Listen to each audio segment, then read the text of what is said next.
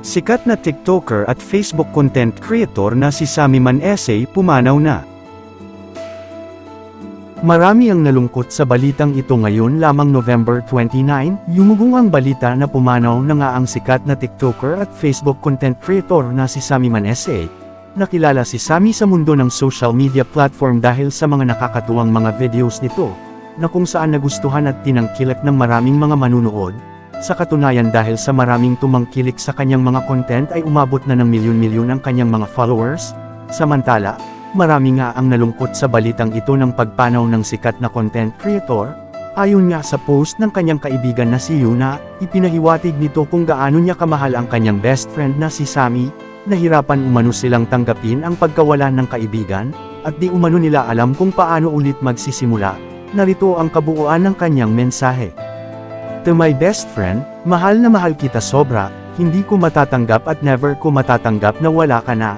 Ang sakit sobra, hindi namin alam kung paano ulit magsisimula. Ngayong wala ka na sa amin, thank you sa lahat ng tulong at binigay mo sa amin. Sobrang bata mo pa para bigyan kami ng bahay at sasakyan, sobrang proud ako sa iyo. Miss ko na magtago ng pagkain at soft drinks para lang ay pakain sa iyo dahil bawal ka sa mga soft drinks, at miss na miss ko na yung mga tsikahan natin at panlalait.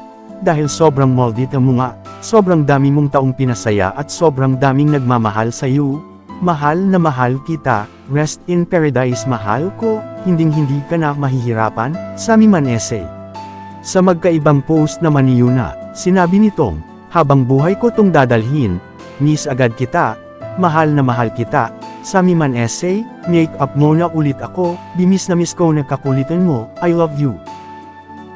Samantala, ang post na ito ni Yuna, ay nakashare naman sa Facebook post ng kapatid ni Sammy na si Basti Manesseh, na kung saan ipinahiwatig rin ito ang pagmamahal sa kanyang namayapang kapatid. Sa ngayon ay wala pang kumpirmasyon ng pamilya kung ano ang sanhi ng ikinamatay ng sikat na TikToker at content creator na si Sammy Manesseh. Maraming tagahanga at mga netizens naman ang nagpaabot ng pakikiramay sa pamilya.